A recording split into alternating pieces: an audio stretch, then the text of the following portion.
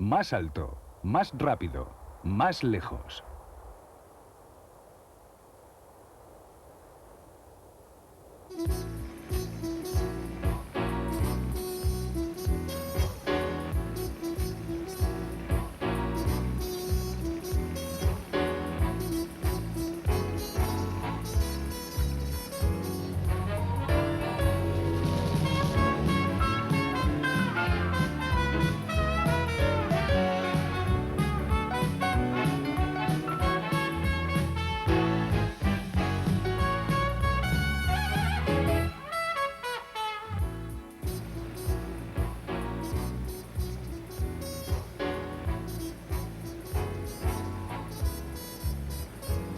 Estamos en la Ferté-Alais, un lugar verdaderamente único en el que el tiempo parece discurrir en la dirección equivocada. En este lugar, un equipo de 300 especialistas dirigidos por Jean-Baptiste Salis restauran minuciosamente y devuelven al estado de vuelo viejas aeronaves. Se les da nueva vida, se recupera la belleza de tiempos pasados. Un día el hombre partió a la conquista del aire, de lo invisible. Descubrió violentas fuerzas que lo agitan incluso cuando parece limpio. En su primera lucha contra la resistencia del aire y la fuerza de la gravedad, fue necesario mucho coraje para compensar la pobreza de los motores y la bisoñez de las estructuras. Solo tras 50 años de caminos en el cielo, logró el hombre por fin penetrar en la esencia de aquello que quería comprender. Fue el medio siglo del tiempo de las hélices. Cuando la precariedad de los instrumentos hacía de la aviación una aventura, cuando los aeroplanos tenían las suficientes imperfecciones para que sentado ante sus mandos, el aviador tuviera la impresión de que tras la divina providencia, solo de él dependía el destino de la nave. Hoy, las máquinas voladoras se han amansado y son fiables.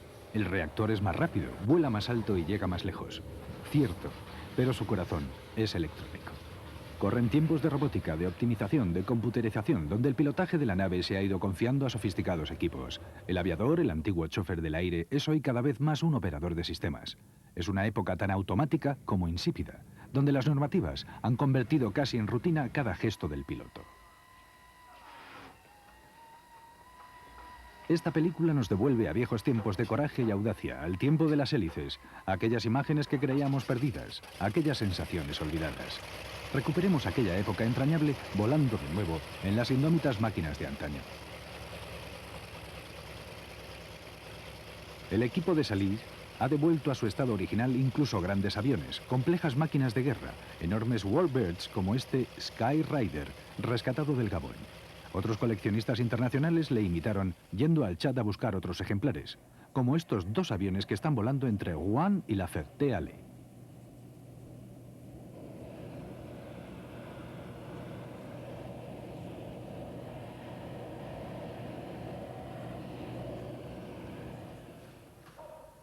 El Douglas AD-1 Skyrider, también conocido como SPAT, fue fabricado en las factorías de la empresa americana en el segundo.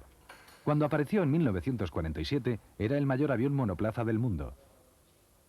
Enteramente metálico, era capaz de volar 10 horas seguidas y con 15 soportes subalares de armas. Fue un poderoso avión naval de ataque de gran potencia y fiabilidad. Equipado de un colosal motor radial Wright Cyclone de 18 cilindros y 2.400 caballos, alcanzaba casi 600 km/h, siendo su peso máximo al despegue de 8.170 kilogramos. Se construyeron 3.160 Skyriders en total. Aunque llegaron demasiado tarde para incorporarse a la Segunda Guerra Mundial, fueron utilizados intensivamente en las guerras de Corea y Vietnam, desplegados sobre portaaviones y con base en tierra. Las versiones posteriores tenían 2 e incluso 3 tripulantes cuando equipaban un sistema de radar.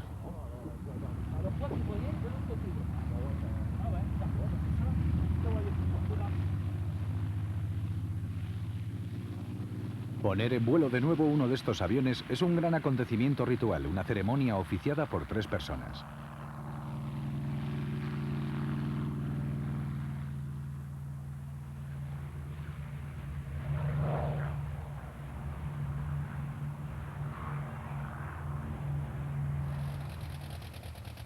La Ferté-Alais, donde están basados los amigos de Jean-Baptiste Salis, es en la actualidad uno de los 2 únicos lugares del mundo donde se pueden revivir las primeras hazañas de la aviación.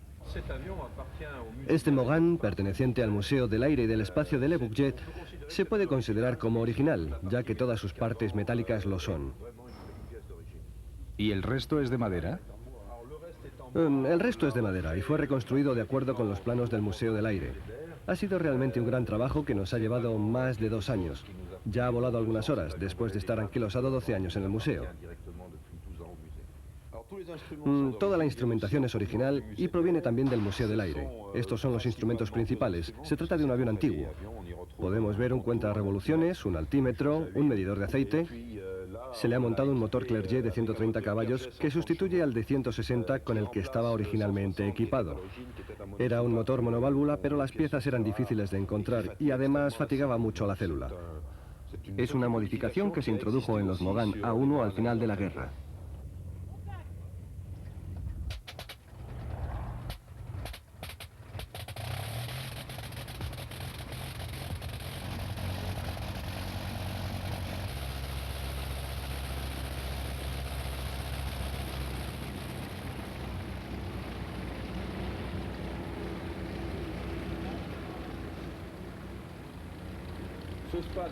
Este SPAD pertenece a la asociación Memorial Flight del Museo del Aire.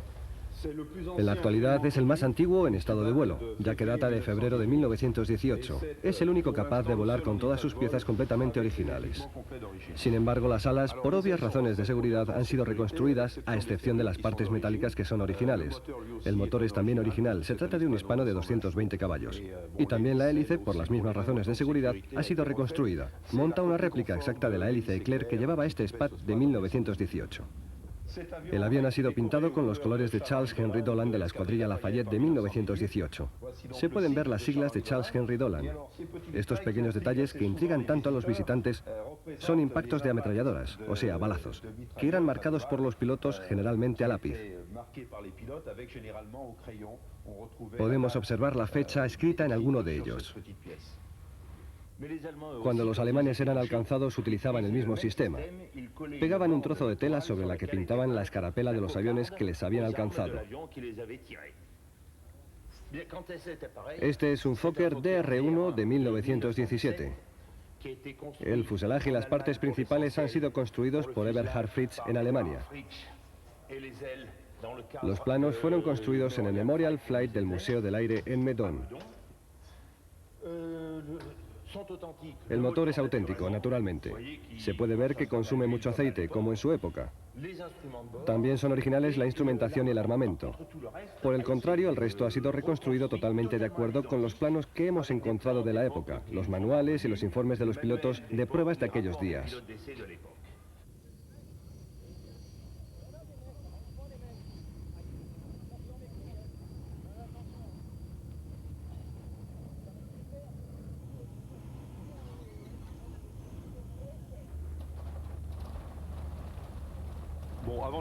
La verdad es que antes del despegue se tiene un miedo profundo, no precisamente a los accidentes, puesto que después de todo, los riesgos físicos con esos aviones son relativamente limitados.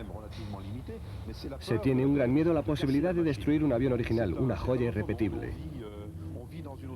Volamos en otro mundo, se vive en otra época con otras sensaciones de pilotaje y con otras sensaciones físicas. El SPAD, por ejemplo, tenía corrientes de aire. Como no tenía mampara cortafuegos, el aire pasaba a través del motor radial, entre los cilindros, etc. Se tenía calor, se olía a aceite, a gasolina, y este olor aumentaba con la velocidad.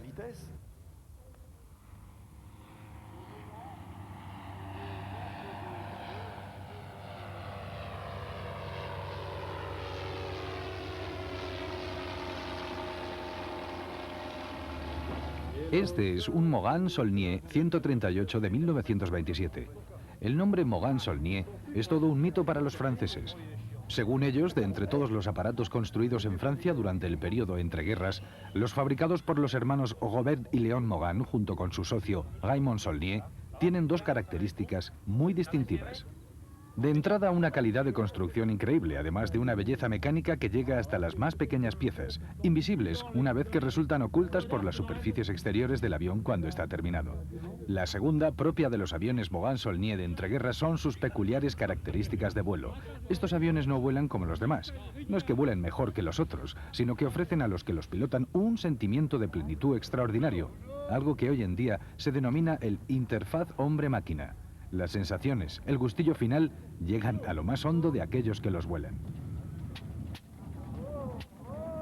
Por eso hay un lugar destacado en la historia aeronáutica francesa para los Mogán Saulnier.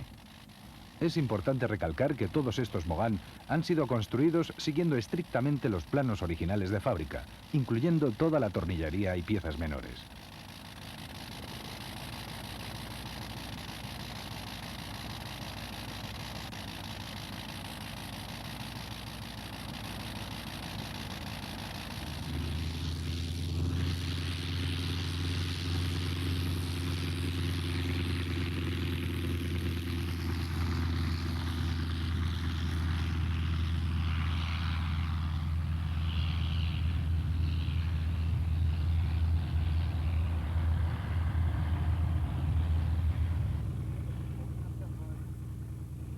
Y ahora, mientras vemos de fondo el trabajo de los mecánicos sobre los aparatos, algunos de los cuales están siendo preparados para el inminente rodaje de una película, vamos a detenernos por un momento en la historia aeronáutica francesa. Nunca nos hemos llevado demasiado bien con nuestros vecinos del norte, y puede que a alguno le cueste reconocerlo, pero Francia es la patria de la aviación en Europa, y fue la espina dorsal de la guerra aérea en aquel primer conflicto mundial en el que verdaderamente nació la aviación. Utilizando los notables recursos de su industria aeronáutica, en 1914, la más avanzada del mundo, aportó una contribución determinante para el sostenimiento de la potencia aérea aliada. En los primeros años de la guerra, suministrando aviones y, sobre todo, motores a los cobeligerantes, y en los últimos, enviando al frente aparatos formidables. Franceses fueron los aviones de la American Expeditionary Force y los de la aviación belga. Franceses fueron la mayor parte de los aviones volados por los rusos. Franceses fueron los cazas de la primera línea italiana. Hasta Gran Bretaña, desde la altura de su excelente producción aeronáutica, no dudó en recurrir a aviones proyectados en Francia en los momentos de la mayor necesidad. El mejor motor del momento fue indudablemente el rotativo NOM, con el que Francia se aseguró una neta ventaja industrial. Aparte de sus excelentes bombarderos, verdaderos caballos de batalla de todo aquel conflicto, Francia aportó algunos de los mejores cazas de toda la guerra. Morgan-Saulnier, Nieuport 11, 17 y 28, Spad S7 y S13 y Hanriot HD1. Volando estos aparatos, escribieron sus hazañas los mejores ases del mundo, y no solo franceses. Entre los centenares y centenares de tipos de aviones fabricados por las naciones de guerra, relativamente pocos llegaron a hacer historia. Pero no seríamos justos si dejáramos de mencionar a alemanes e ingleses. Al estallar las hostilidades, la aviación germana estaba compuesta de aviones lentos y desarmados, destinados exclusivamente a observación y reconocimiento. En pocos meses, los alemanes enviaban al frente aparatos excepcionales creados por proyectistas de la talla de Fokker, Junkers, Heinkel, Platz y Telen. Nada menos que 48.537 aviones fueron fabricados por la industria bélica alemana. También los británicos construyeron excelentes cazas como los DH-2, SE-5, Bristol Fighter, Sopwith Camel y Sopwith Triplane, y los bombarderos Handley Page y Short.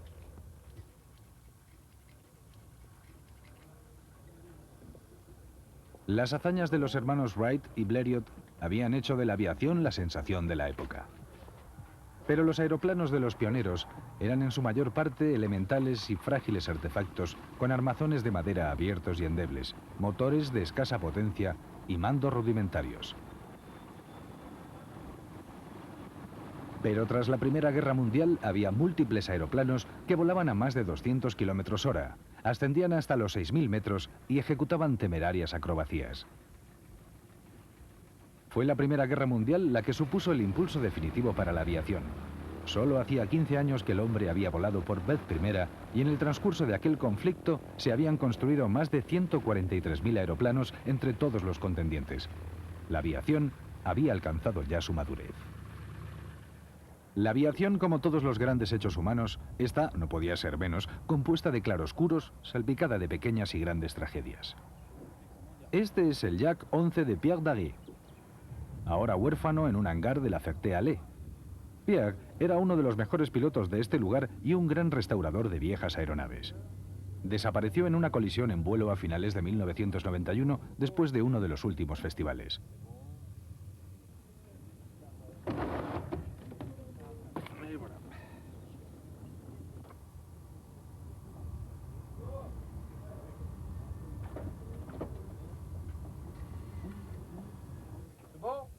Estas imágenes fueron filmadas justo antes del festival tras el que Pierre Daguet desapareció. El piloto del T-6 es Jeannot Salis, hijo del fundador de la Ferté-Alais. Su viejo casco azul desteñido había originado aquel día muchas bromas con Pierre Daguet.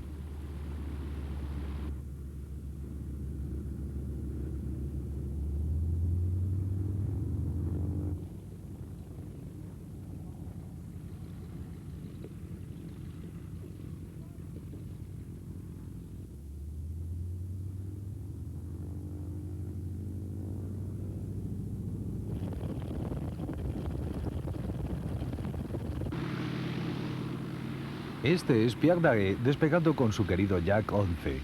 Estas son las últimas imágenes que se conservan de él.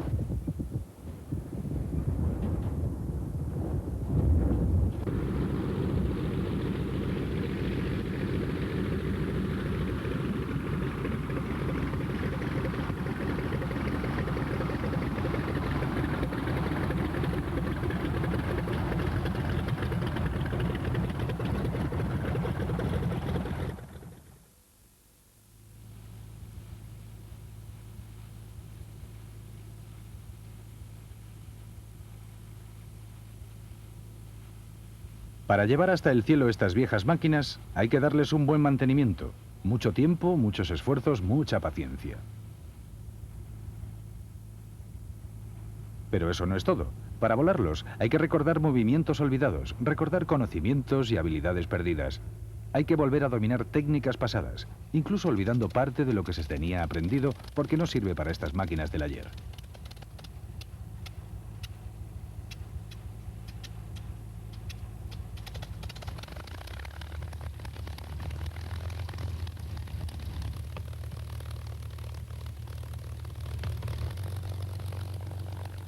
El campo de aviación privado de La Ferté-Alais se extiende sobre la cima de una de las grandes colinas del sur de la región de París. Está rodeado de numerosos aeropuertos y de modernas bases aéreas. Es una gran extensión de hierba circundada por árboles y llena de aeroplanos, pero no hay torre de control. Es un lugar preservado.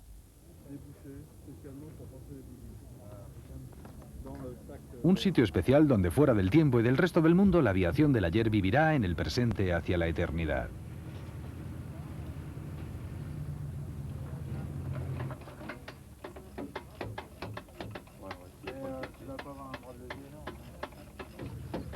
Esta gente es de la que cree que la historia de la aviación está escrita en 2 capítulos.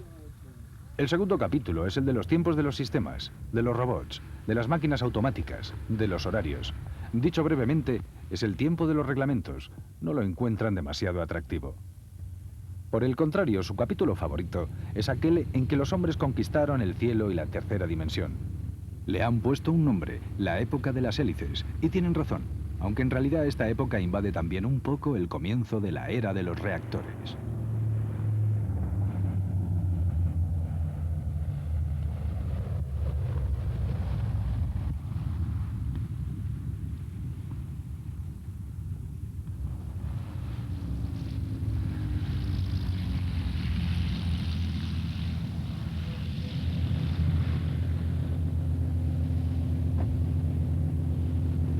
Al comienzo de la época de las hélices, sobre la verde hierba de los campos de aviación, llenos de una esperanza insensata, los hombres partieron a la conquista de lo invisible.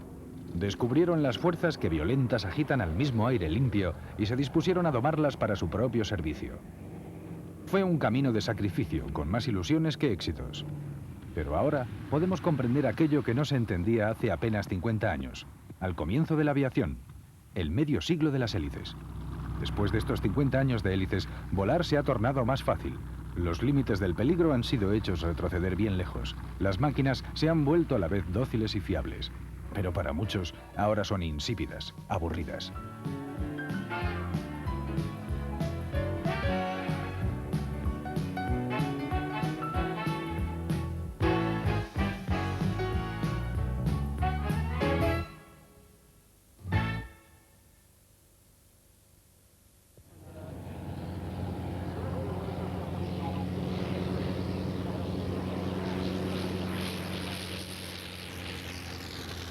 Cada año, el sábado y el domingo de Pentecostés, sobre esta pista de la Zactéale, un grandioso festival aéreo hace revivir los diferentes periodos de la época de la hélice con sus diferentes escenarios.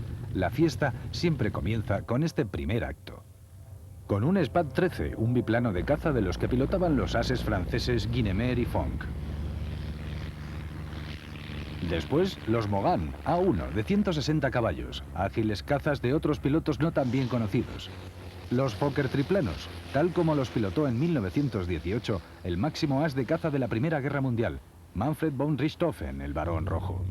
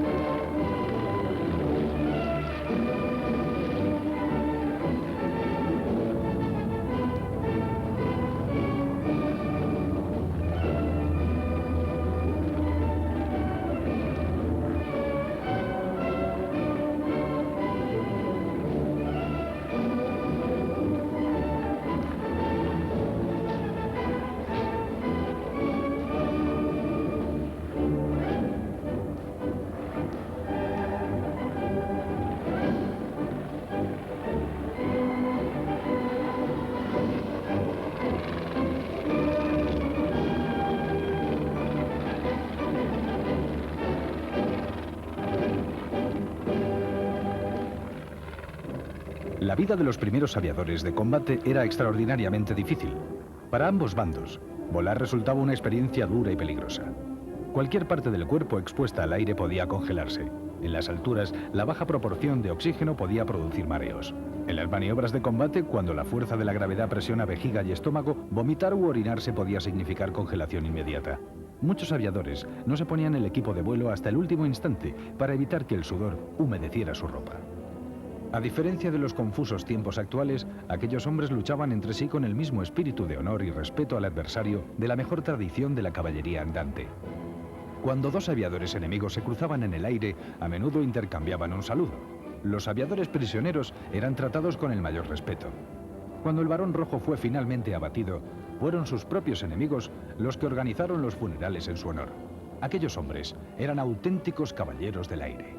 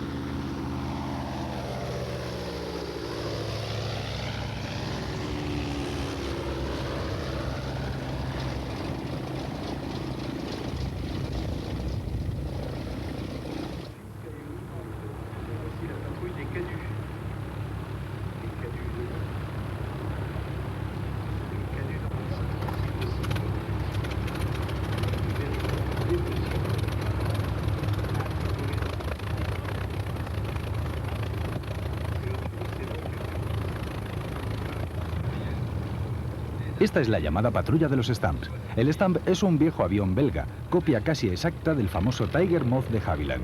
Jean Stamp, un expiloto de la Primera Guerra Mundial, y su socio Maurice Bertongen crearon su compañía en 1923, que al principio se dedicaba a representar a la británica de Havilland. Cuando decidieron volar por su cuenta, y nunca mejor dicho, echaron mano de lo que les resultaba más familiar. Con todo, hay que decir que el Stamp resultó un buen avión, que incluso mejoró algunas características del Tiger Moth original. Todavía quedan unos 350 Stamp repartidos por todo el mundo. En el aire, la patrulla de los Stamp es un poco desorganizada. Hay quien les llama la patrulla inacabada, como la Sinfonía. Pero hay que disculparles, todos sus aviones son Stamp, de acuerdo, pero algunos son originales todavía en un buen momento. Otros están reconstruidos, unos tienen motores de 150 caballos, otros solo de 120. Hacer que una docena de estos Stamp vuelen en un pañuelo no es fácil.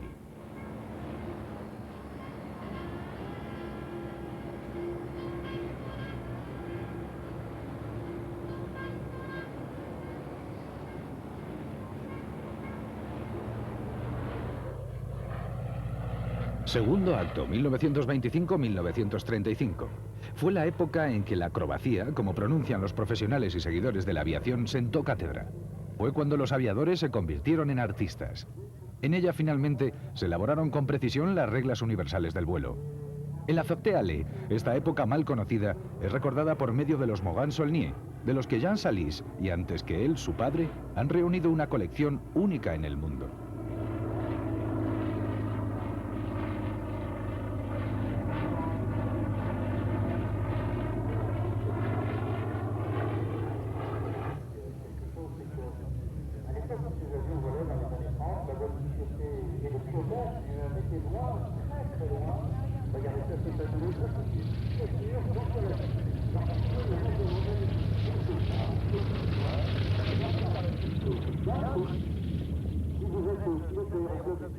En los Morgan-Saulnier 230 o 317 se desarrolló la acrobacía a baja velocidad propia de aquella época. Sus pilotos son testigos de la historia del vuelo. Aquel tiempo pasado de las hélices en que los aviadores compensaban con su destreza la poca potencia de sus motores para conseguir vencer el peso y la resistencia del aire.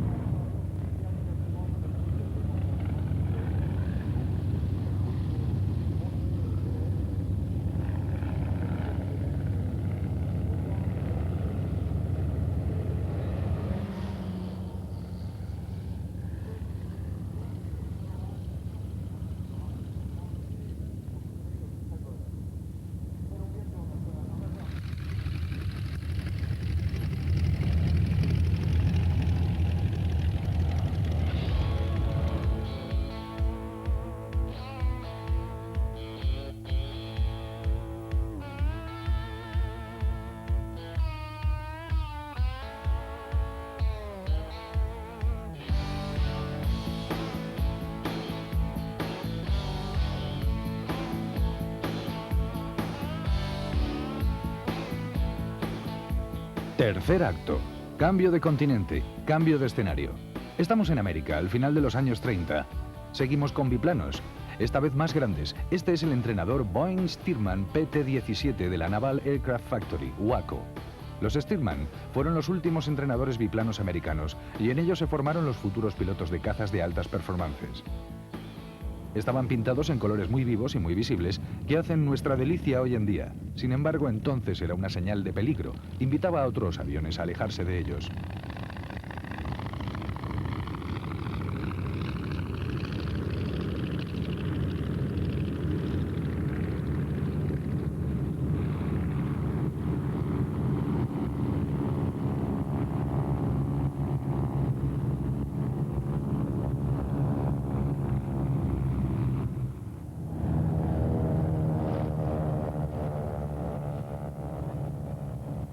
Mientras que la acrobacía europea se desarrollaba por caminos ortodoxos y establecidos, en América derivaba hacia los excesos más increíbles. Ello era debido a que en aquel inmenso país la aviación todavía no había sido tomada en serio. Todo estaba permitido con tal que los pilotos adquiriesen fama y ganasen algunos dólares que les permitieran solo seguir volando. Todo estaba permitido, incluso andar sobre las alas en pleno vuelo. Después de todo, ¿no lo habían hecho antes que ellos los mecánicos de los bombarderos en la guerra del 14? Esta atracción ha tenido tal éxito que se ha convertido en clásica de los shows aéreos. En Europa solamente estas dos audaces parejas de británicos siguen realizándola. Y como en otras cosas, son las damas las que se la juegan más. Espectáculo sobre las alas. Las chicas hacen ondular su pelo al aire a más de 200 kilómetros por hora.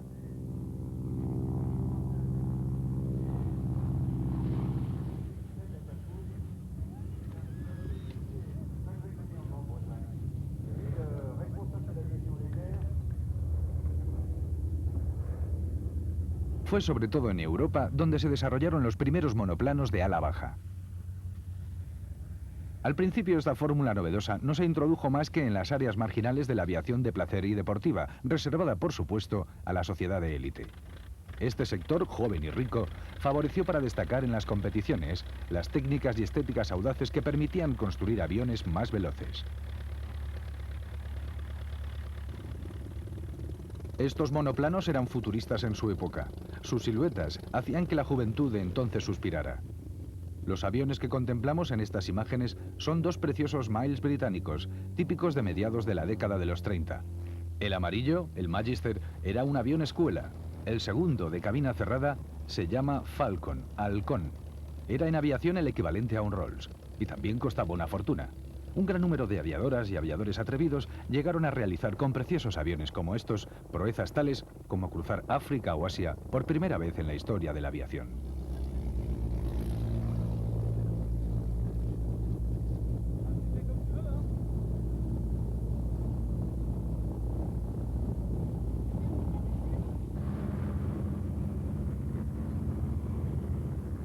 Pero para viajar con mayor confort, los aviones debían ser de mayor tamaño. Destacó entre ellos un fenomenal biplano de alas muy cortas. Se trataba del Beech 17, obra de un ingeniero americano muy joven. A pesar de su tamaño, era uno de los aviones más rápidos del mundo. Igual de potente e incluso más veloz que algunos cazas, era incluso más avanzado. Tenía tren de aterrizaje retráctil eléctricamente y hélice de paso variable.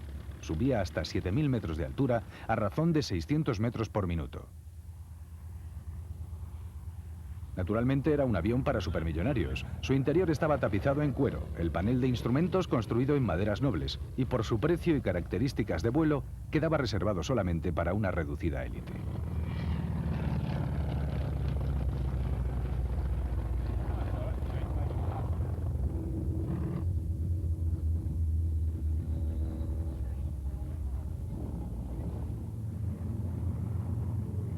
El North American T-6 o SNJ fue el avión de entrenamiento más moderno de su época. Se parecía mucho a los aviones de combate. Era un avión de escuela avanzada, el mejor de su clase jamás construido, en el que volaban durante su última etapa de prácticas los futuros señores de la guerra aérea.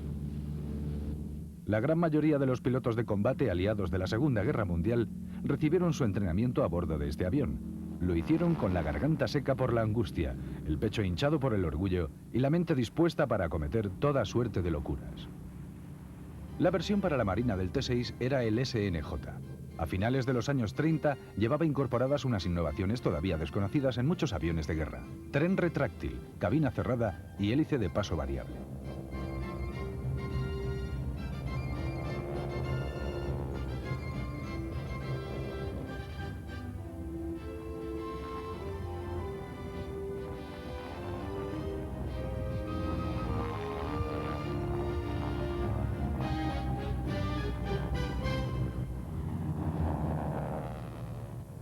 Era una maravilla de la tecnología, un Pegaso fantástico al servicio de los futuros dueños del aire. De acuerdo con los criterios actuales, el T-6 Texan sería un avión pesado, falto de potencia pese a sus 550 caballos. Para los hombres que hace 50 años lo pilotaron, será uno de sus mejores recuerdos de aquellos años dorados. En España fue un avión legendario y, aparte del que existe hecho trizas en el aparcamiento del aeropuerto de Santander, en el Museo del Aire de Madrid se puede admirar un Texan en perfecto estado de las 201 unidades que voló nuestro Ejército del Aire.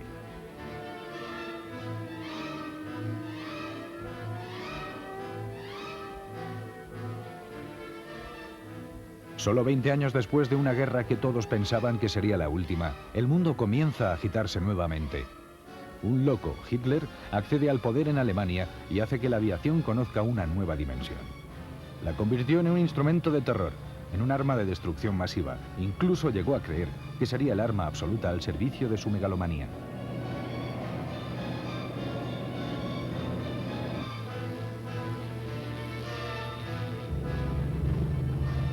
En menos de 5 años, este mismo arma, 10 veces, 100 veces más poderosa, fue lo que le derrotó.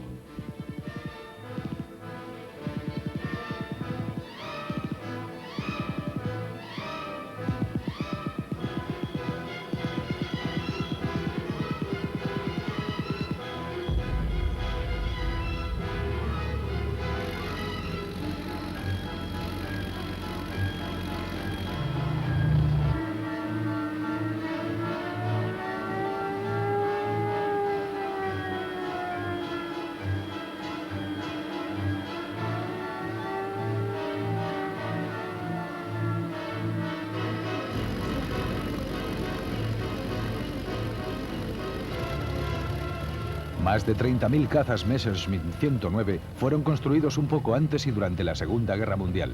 Hoy no queda casi ninguno. ¡Ay de los vencidos! Casi todos los que sobrevivieron a la guerra fueron destruidos por los vencedores. Este que podemos contemplar es el famoso Black Six, un ME-109 G5 capturado por la RAF en África en 1942 y conservado posteriormente en un museo. 20 años más tarde, un joven piloto decidió ponerlo en vuelo otra vez, tal como estaba en el momento de su captura. Durante 30 años le dedicó todo su tiempo libre.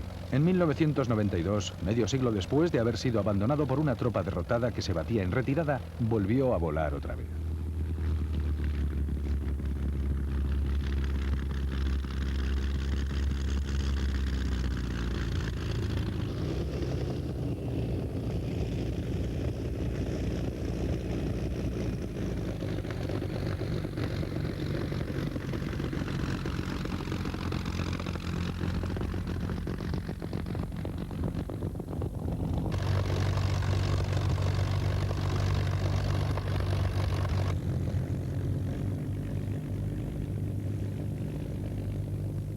El Ejército del Aire español disponía de Messerschmitt 109 denominados Buchón, que a falta de los motores Daimler-Benz originales, llevaban instalados el motor británico Rolls-Royce Merlin de 1535 caballos, una evolución del mismo que montaron durante la guerra sus mortales enemigos, los famosos Spitfire. Pero este avión híbrido de pilotaje delicado no interesó en principio a los coleccionistas de después de la guerra. Sin embargo, un día la industria del cine decidió rodar una película, La Batalla de Inglaterra, a la gloria de su principal adversario, el famoso Spitfire. Así, el celuloide rescató para la posteridad a estos buchones, de la misma manera que ha rescatado a otros muchos, aunque por necesidades del guión, algunos desaparecieron entre llamas y humo.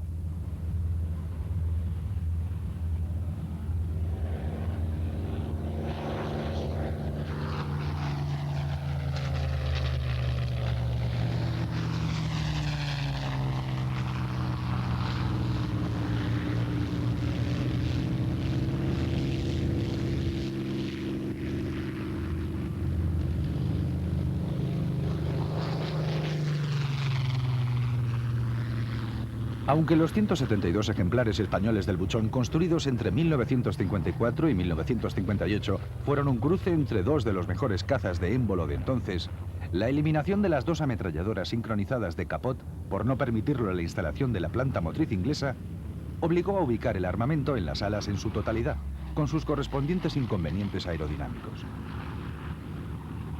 El Buchón fue retirado de servicio en 1966 tras 12 años de carrera operativa, incluyendo una extraordinaria actuación en Sidi Ifni, cuando, siendo este territorio español, fue invadido por bandas incontroladas procedentes de Marruecos.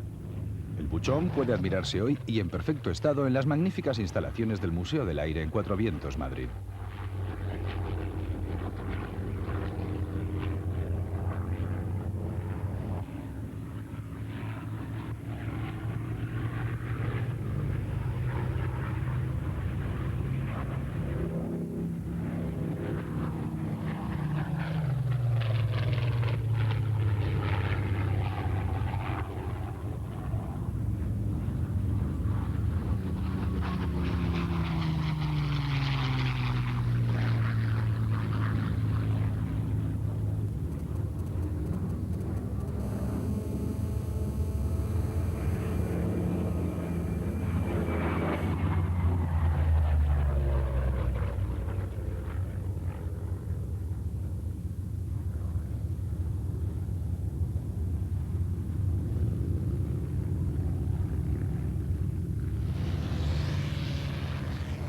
Esta es la primera vez que vuela este avión en la Ferté-Alais.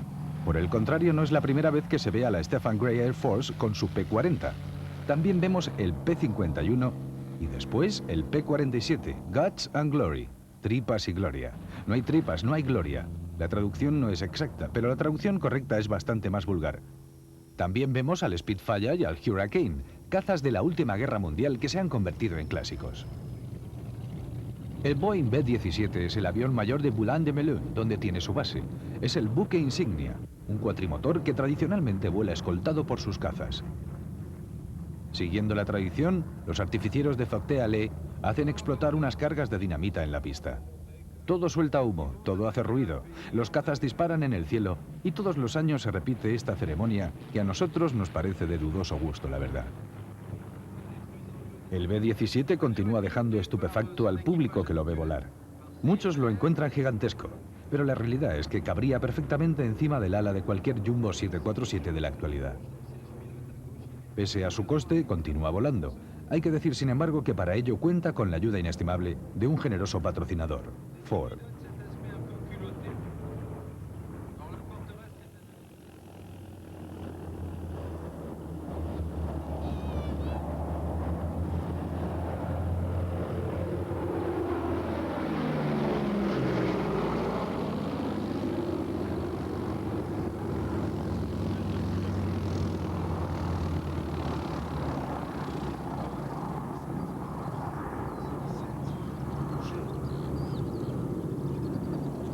Il va venir dans l'autre sens. Voilà, maintenant il va faire le radadas, après le décollage du flamand. Ouais.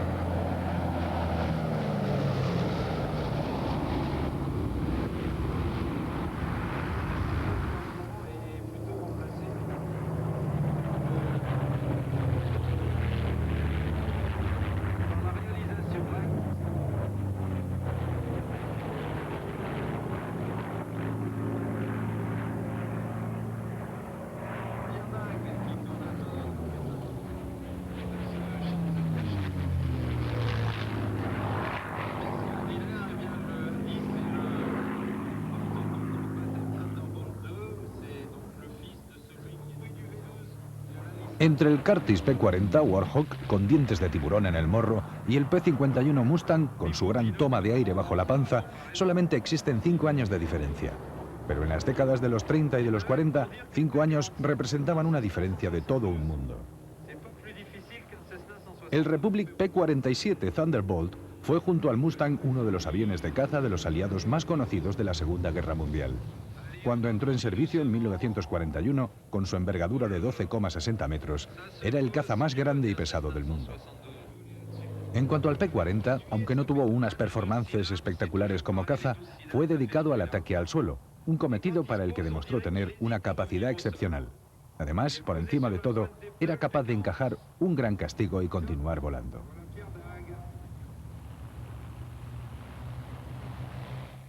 Aunque con un radio de acción inferior al B-17, el North American B-25 Mitchell fue desarrollado para incursiones a larga distancia.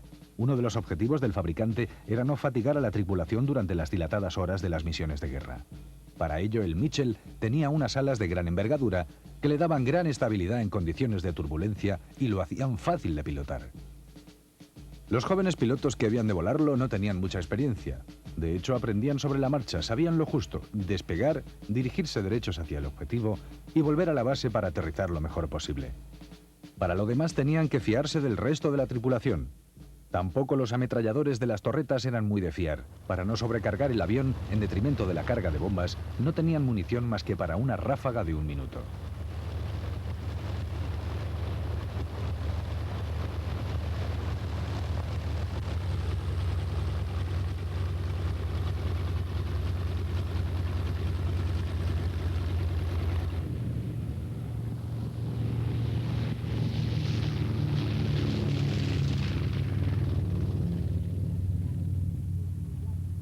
El B-25 junto con el Mustang fueron construidos por North American.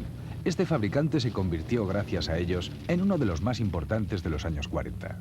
Después de la guerra, el B-25 ha sido utilizado como remolcador de blancos o para vuelos de entrenamiento en los Estados Unidos, Gran Bretaña y Canadá. En la actualidad, se pueden encontrar todavía algunos ejemplares en América del Sur. Particularmente en el Perú han sido utilizados hasta el año 1983 en la lucha contra incendios. Recordemos que el Mitchell fue el verdadero protagonista del famoso raid de Doolittle contra Tokio, llevado a cabo desde el portaaviones Hornet como represalia por el ataque de Pearl Harbor.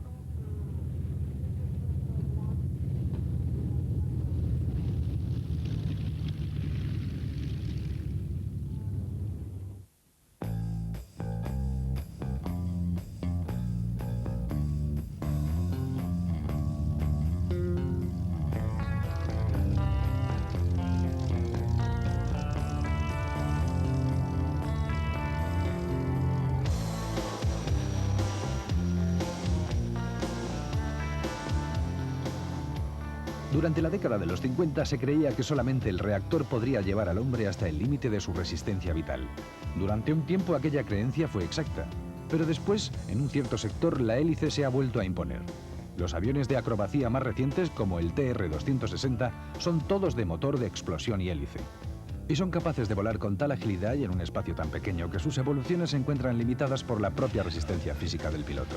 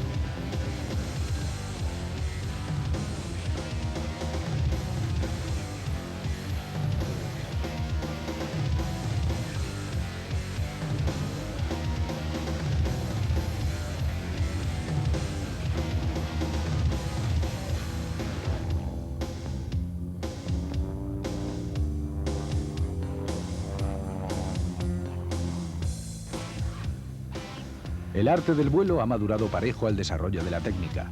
El piloto no se mueve por instinto, en contraste con los navegantes de la Edad Media que se lanzaban a los océanos, sin saber a dónde les llevarían las corrientes. El vuelo en la actualidad exige destreza, inteligencia y rigor. Para cultivar estas tres reglas, los pilotos deben aprender a volar en la compañía cada vez más cercana de otros aviones dentro de unos imaginarios cubos celestiales que cada vez son más pequeños, pero siempre han de hacerlo con la calma y la suavidad extrema de los acróbatas, seguros de su arte.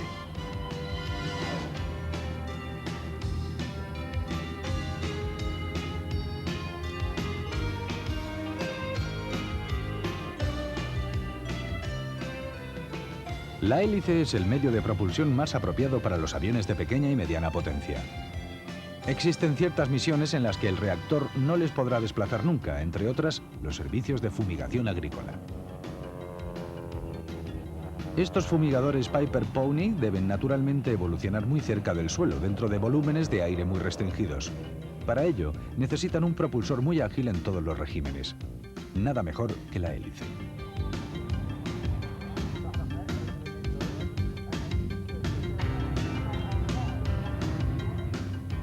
El tiempo de la hélice ha cambiado, pero de forma extraña las tradiciones se perpetúan. La acrobacía de la actualidad no tiene mucho que ver con la de ayer. Los aviones modernos son capaces de resistir esfuerzos con los que los diseñadores del pasado no se atrevían ni a soñar. Pero ciertas tradiciones parecen perpetuarse. Algunos pilotos húngaros de los años 30 se distinguían entonces por su habilidad, y los que en la actualidad componen esta patrulla han sido la admiración del público de expertos que los vio durante esta exhibición en el año 1992.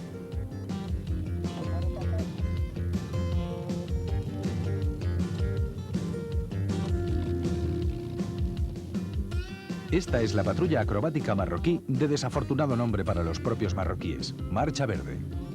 Una denominación que contribuirá a que el mundo no olvide la operación del mismo nombre con la que Hassan II inició su atropello al pueblo saharaui. Y con la complicidad de Francia, que todo hay que decirlo.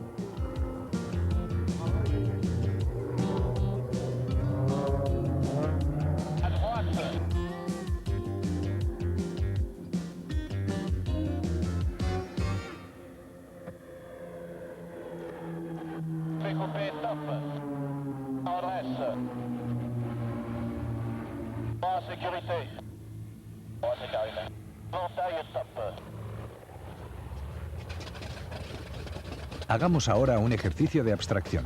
Imaginemos que desaparecieran los campos, que la hierba, el césped de este campo de aviación desapareciera también y fuera reemplazado por la cubierta de vuelo de un portaaviones americano en el medio del Pacífico en los años 42-43, un portaaviones como el Lexington o el Enterprise. Nos encontraríamos en la mejor época de aviación naval americana junto a un par de Corsair y un Grumman Avenger.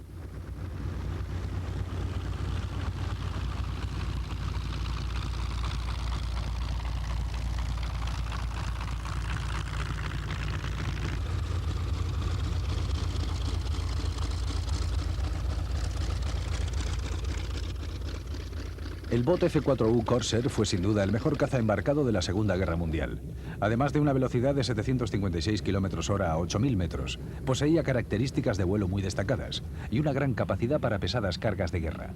Entró en servicio en 1943. A decir verdad, fueron los británicos los que le bautizaron con el nombre de Corsair, Corsario. La producción de F-4U continuó mucho después del conflicto. Se llegaron a construir 12.571 unidades. El torpedero Avenger de Grumman, nombre del fabricante, de grandes dimensiones, fue concebido algunos meses más tarde. Era, como muchos de su época, pesado, lento, 430 km/h, y poco maniobrable. La torreta de ametralladoras no representaba más que una protección psicológica. A pesar de ser un monoplano metálico, potente, 1.750 caballos, el Avenger es descendiente directo de los arcaicos bombarderos de la Primera Guerra Mundial. La primera misión de combate de los Corsair tuvo lugar en Guadalcanal en 1943. En este ataque se puso de manifiesto que los Corsair eran perfectamente capaces de mantener a raya a los mejores cazas nipones. Los japoneses le llamaban el silbido de la muerte. Acabadas las hostilidades, fue luego utilizado en la Guerra de Corea, donde se le incorporaron numerosas mejoras. La última versión del Corsair fue el F-4U-7 de 1953, fabricado exclusivamente para Francia, que recibió 90 unidades para la campaña de Indochina. En tiempos de la batalla de Midway, los americanos podían localizar a la flota japonesa con hidroaviones como este. Pero la observación no era más que una de las misiones que los PB y Catalina podían desarrollar impecablemente. Las letras PB quieren decir Patrol Boat o patrullero naval, y la Y es la identificación del fabricante, la Consolidated de San Diego, California. Otra vez fueron los británicos los que le bautizaron, Catalina, y con este nombre fue probablemente el hidroavión más conocido de toda la historia de la aviación, con permiso de los Dornier, claro.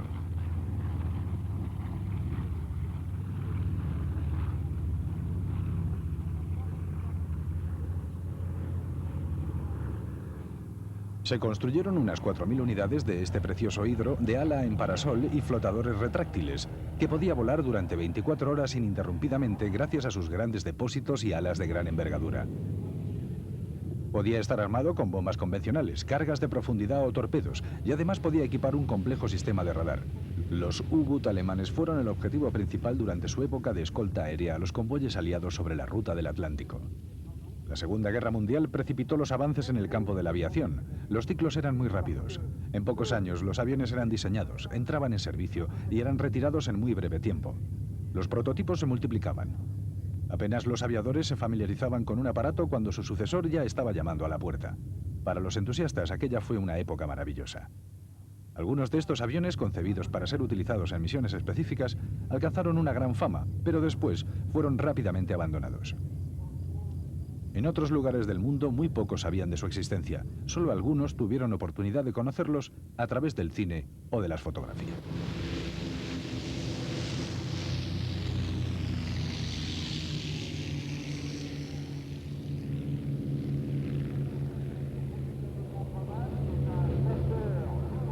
Esta bella máquina es un Grumman F-7F Tiger Cat, un caza basado en portaaviones de efímera carrera. Hoy sería un perfecto desconocido en Europa si no fuera por los coleccionistas. Pese a sus buenas prestaciones, 700 km/h a 6.700 metros con un techo de 12.400 metros y 1.900 km de radio de acción, pronto fue abandonado en favor de otros desarrollos. Ni siquiera llegó a entrar en combate.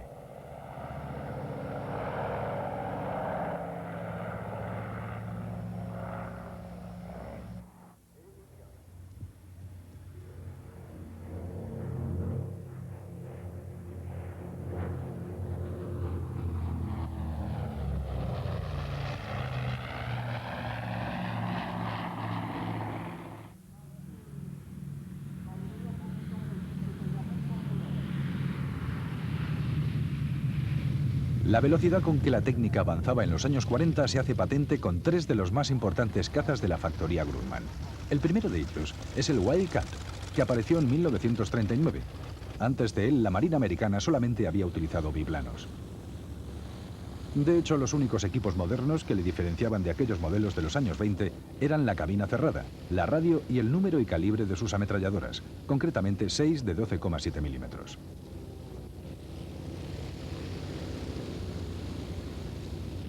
En solo 2 años, el Wildcat debió dejar paso al Hellcat, algo más grande, pero sobre todo casi 2 veces más potente. El Hellcat de las imágenes ostenta el número 19 y va pintado con los colores originales que llevaba durante la Guerra del Pacífico. La silueta del Hellcat es más alargada, afilada diríamos. El progreso técnico permitió construir una cúpula con mayores paneles acristalados y menor armazón para cerrar la cabina. De la misma manera, el tren de aterrizaje es más sólido, más compacto y capaz de ocultarse en el seno de su delgada ala. Se le equipó con el motor más potente del inventario americano, un feroz Pratt & Whitney radial de 2000 caballos, y se le envió rápidamente al Pacífico, pues era urgente restañar la paliza sufrida por los Douglas TBD Devastators durante la batalla de Midway.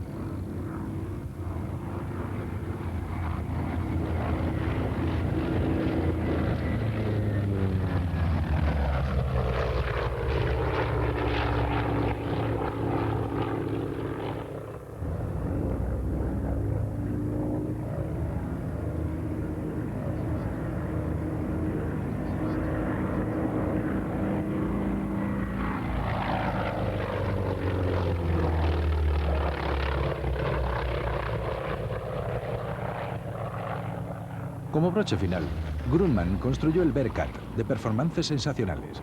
Su aceleración era muy superior a las de los mejores reactores de caza que vinieron a continuación. Maniobraba mejor que cualquiera de ellos y volaba casi tan rápido como el que más. Nunca tuvo ningún adversario de su talla. Pero estaba demasiado especializado, estaba destinado a combatir a un adversario japonés con el que no se encontraría jamás. La guerra tocó a su fin antes de que fuera puesto en servicio. El Lockheed P-38 Lightning, al que los alemanes denominaban el diablo de las dos colas, se ha convertido en la actualidad en un avión muy raro. Apareció en los cielos europeos durante los años 43 y 44. Debido a su enorme velocidad de picado, fue el primer avión que en 1943 se encontró con problemas de compresibilidad, con la famosa barrera del sonido. Era muy rápido y pesado, por ello en picado podía alcanzar velocidades terribles.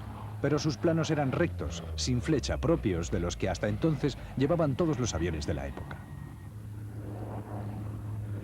Por esta razón, el P-38 puso de manifiesto con su experiencia lo que solamente unos pocos investigadores conocían en aquel momento, que para alcanzar velocidades elevadas sería necesario diseñar aviones provistos de una aerodinámica radicalmente nueva. El P-63 King Cobra tenía entre los pilotos americanos muy mala reputación. No les gustaba demasiado este extraño avión de puertas de automóvil en el que tenían que sentarse incómodamente a caballo entre un motor y un largo árbol de transmisión que llegaba hasta la hélice.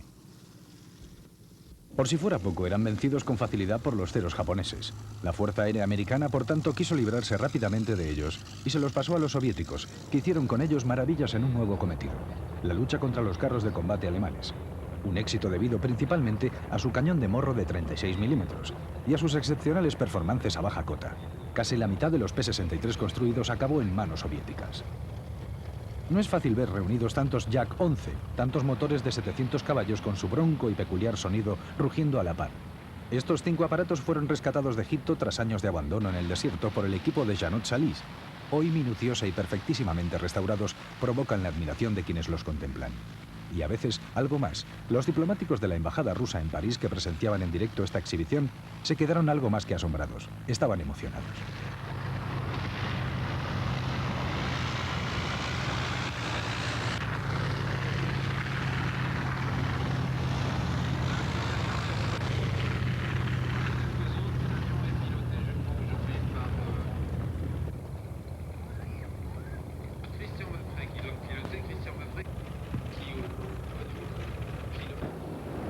Como todas las criaturas nacidas en la oficina de diseño dirigida por A.S. Yakolev, eran aviones de fácil construcción y mantenimiento. Aunque de equipamiento por lo general algo espartano, todos los Yak disfrutaban de gran estabilidad en todas las situaciones, con un excelente control a cualquier ángulo de ataque.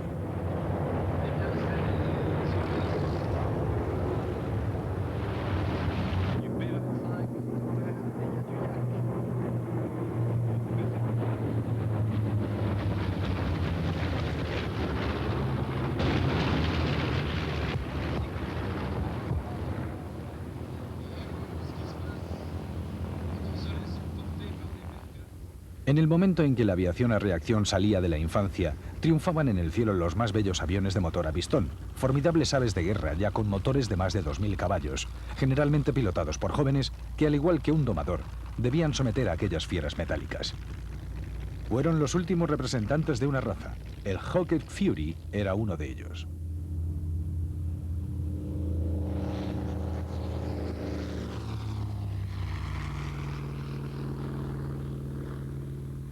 Y así, a mediados de la década de los 40 se produjo el gran cambio. La aviación a reacción despegaba hacia el porvenir. Las hélices parecían quedar para el recuerdo. Fue entonces, con su desaparición casi total, cuando nació la nostalgia por los aviones del ayer. Para aquellos que gustan remontarse a los orígenes, el fin de la carrera operativa de estos aviones marca el comienzo de la lucha por recuperar la época de las hélices. Entusiastas, coleccionistas, voluntarios y profesionales comenzaron a desplegar toda su energía para que aquella época no desapareciera. Como si solamente estos antiguos aeroplanos pudieran conservar la dimensión humana que nunca tendrían la aviación moderna, demasiado segura y automatizada, fría en definitiva.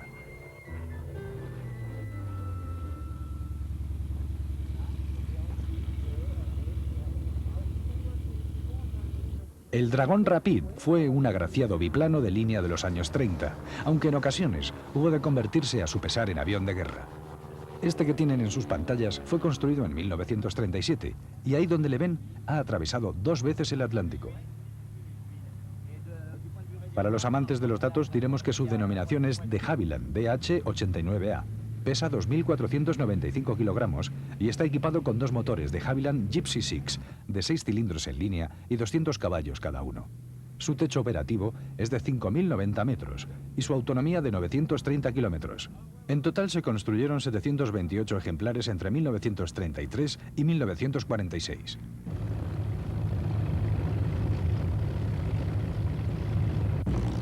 Este dragón va a ser pilotado por Monsieur Chambec, comandante de Airbus en la compañía francesa Air Inter. En estos momentos, Monsieur Chambec dedica sus ratos libres a la reconstrucción de un Yak 11 soviético. El dragón, que podía transportar hasta 9 pasajeros, además del piloto, realizaba vuelos de corto radio de acción, de puente entre ciudades como Londres, Bruselas y París. Es, por así decirlo, un humilde predecesor del Airbus y los grandes aviones de línea de la actualidad. Aunque su pilotaje, como es lógico, no tiene nada que ver, entre ellos media un mundo. El Airbus es muy pesado, rápido y vuela con una gran inercia. El pequeño dragón es muy ligero, muy fino, vuela lentamente y es extremadamente sensible a las ráfagas de viento. Dios sabe qué le podría ocurrir si el aire se encontrara realmente agitado. Mientras el viejo dragón completa esforzadamente su trepada, diremos que en España este modelo ocupa un lugar destacado en nuestra historia reciente. En las impecables instalaciones del Museo del Aire de Cuatro Vientos descansa el Dragon Rapid, matrícula GACIR, fabricado en Hatfield en 1935 para la compañía británica All Air Services.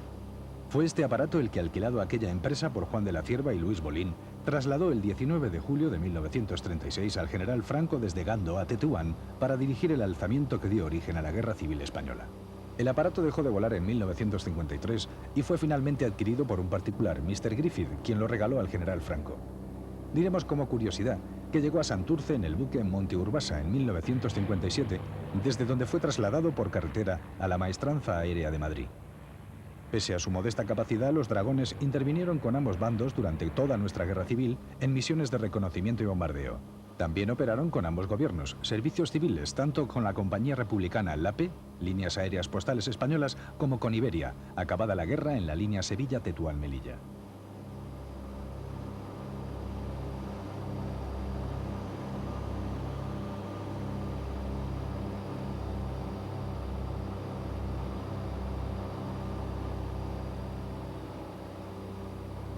Al lado del dragón vemos otro de Havilland, el Chipmunk. Observemos sus empenajes, derivas y timones. Tienen forma ovalada, es la marca de la casa de Havilland. Porque de Havilland, además de ser un grandioso ingeniero aeronáutico, era ornitólogo aficionado, un apasionado de los insectos. Por esta razón, muchos de sus aviones llevaban nombres de insectos. El dragón es abreviatura de Dragonfly, libélula. Por eso sus alas tienen forma parecida a las de la libélula.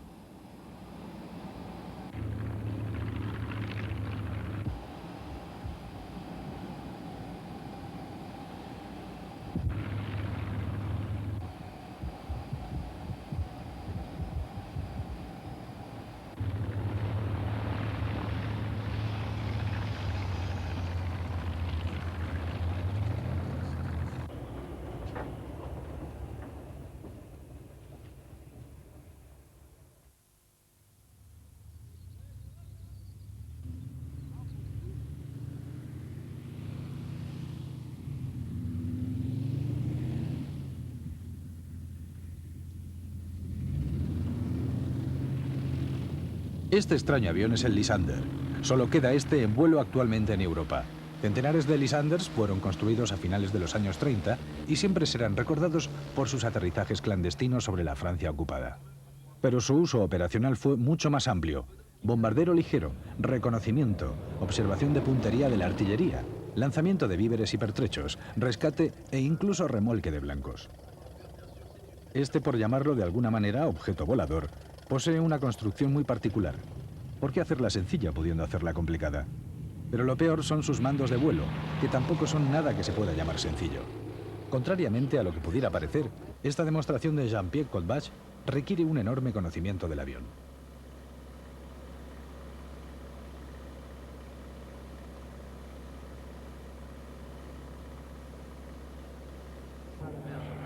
Cottbach ha logrado transformar los inconvenientes del Lysander en ventajas, como lo demuestra esta pasada apurando toda la longitud de la pista y en la que ha inclinado 20 grados hacia tierra el plano derecho.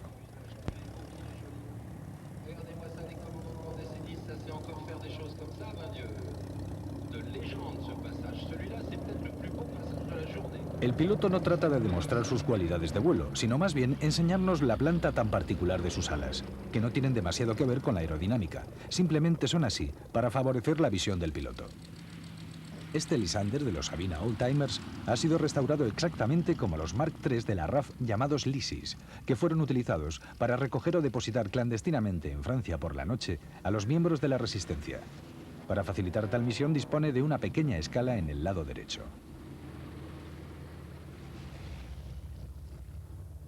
Esta máquina de largas patas es el Fieseler 156 Storch, cigüeña. Tenía una difícil misión, hacer el trabajo de los helicópteros en una época en que todavía no había helicópteros operativos. Sus slots o ranuras del borde de ataque semienterizos le conferían tal sustentación que con algo de viento de cara podía permanecer casi inmóvil en el aire sin entrar en pérdida, como si estuviera colgada. Podía, por tanto, aterrizar y despegar en poquísimo espacio, como lo demostró rescatando a Mussolini de su prisión en el Gran Sasso. Otros personajes del momento, como Guderian, Rommel e incluso el mismísimo Winston Churchill, volaron en estas cigüeñas alemanas. Diseñado en 1936, es uno de los más sobresalientes aviones STOL, Short Takeoff and Landing, de todos los tiempos, aunque el precio pagado por ello es su escasa velocidad máxima, solo 180 km/h, menos que muchos coches de turismo medios actuales. Durante una docena de años después de que terminara la Segunda Guerra Mundial, continuaron desarrollándose aviones de hélice, pero su momento ya había pasado. Solamente eran ya el puente con la siguiente generación de aviones a reacción. El bimotor de transporte Flamand o el monomotor de entrenamiento Pilatus P2 evocan por su silueta y por el dulce zumbido de sus motores una época que no es ya la suya. Estos aviones fueron concebidos hacia finales de los años 40 con técnicas que ya en aquel entonces estaban anticuadas. En aquellos momentos, en las oficinas de diseño, los ingenieros estaban cada vez menos convencidos de que la hélice tuviera algún porvenir. Algunos auguraron, excediéndose en sus previsiones, que la hélice incluso se extinguiría definitivamente en un futuro próximo.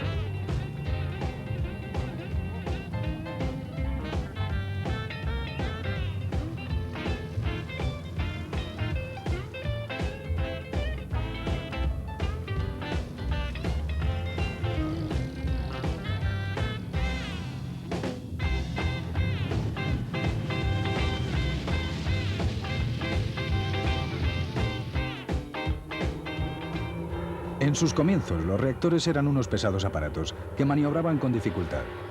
Por el contrario, los provistos de hélice eran ágiles, aceleraban infinitamente mejor. La combinación de estos dos componentes hizo que naciera el turborreactor, un motor de reacción que en lugar de aprovechar los gases de escape para el empuje, los utilizaba para mover una hélice.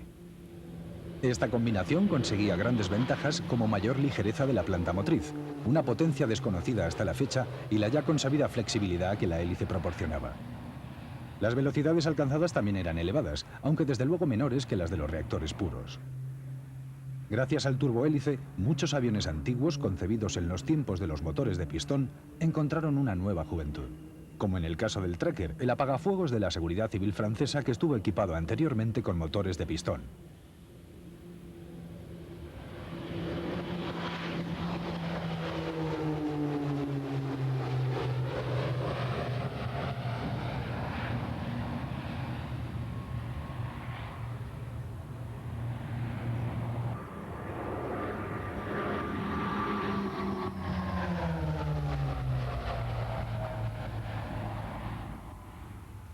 O bien el extraño C-3605 suizo que comenzó su andadura en 1940 y cuya vida se prolongó hasta mediados de los 80 gracias a los turborreactores.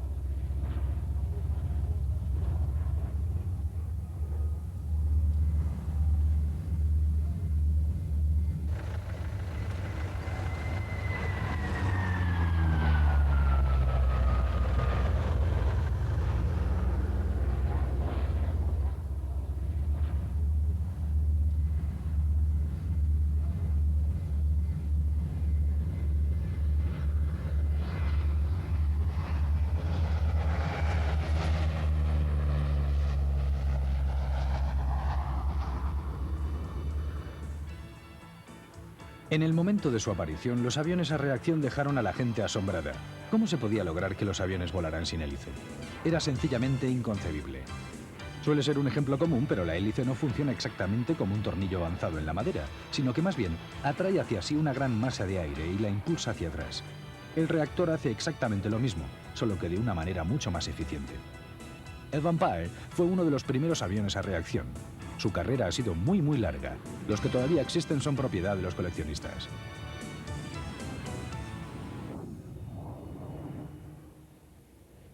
Solamente queda un Vautour capaz de volar en todo el mundo. Ha sido preservado por aficionados particulares. En la época de las hélices, los sistemas automáticos eran muy escasos.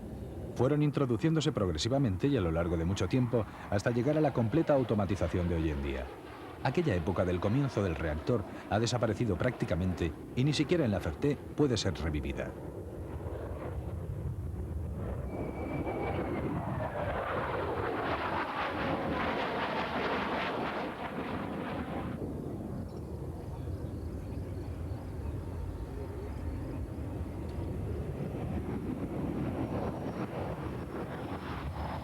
Aunque en la Ferté-Alais están muy apegados a los aviones de hélice, la aviación es su objetivo estratégico y no se desdeña nada que vuele. No existe sectarismo. Cada capítulo de la historia de la aviación no es más que la continuación del precedente.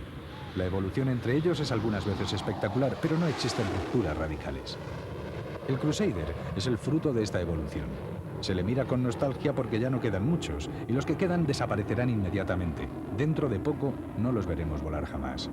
La realidad es que estos aviones de altas performances son muy caros de mantenimiento. Cuesta una fortuna sostenerlos en estado de vuelo, tanto que no se puede esperar que los coleccionistas privados los mantengan en activo mucho tiempo más. La Patrouille de France es el broche final de todos los años en la Ferté-Alais. Su misión es demostrar ante el público la calidad de los pilotos de l'Armée de l'Air, exactamente como lo hacía la patrulla de los Stam en los años 30. Les acompaña un viejo Mystère, el último de su especie capaz de volar que existe. Nos viene a recordar que, al igual que la aviación a reacción es la hija de la de hélice, la aviación del mañana será hija de la de ayer.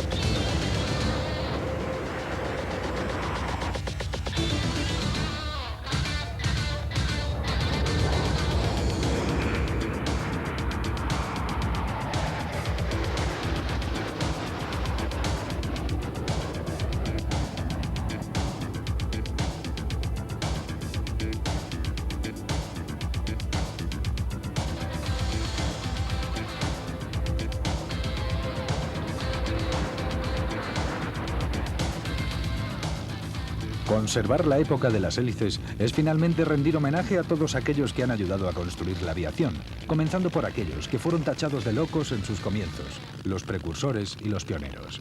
La aviación demostró su futuro con Louis Blériot cuando cruzó el Canal de la Mancha en 1909. En la Ferté todo empezó también con un monoplano Blériot. Fue adquirido por Jean-Baptiste Salis. Aquello tuvo lugar antes de la guerra. Jean, su hijo, ha aumentado la colección. Más tarde, para recordar épocas pasadas, hizo construir en sus talleres réplicas de aviones que ya no existían. Como por ejemplo el Blériot 11 Pégou, biplaza de 1914, o el Morane H que Roland Garros utilizó para atravesar el Mediterráneo en 1913. Todos fueron construidos en 1990, pero eso sí, exactamente de la misma manera que lo fueron hace 80 años. Para el acto final de esta película, cuando ha pasado el furor y ruido de los aviones modernos, es necesario que salten a escena los aviones más viejos, aquellos con los que todo comenzó a existir. Los aeroplanos con los que se comenzó a escribir la hermosa historia de la aviación.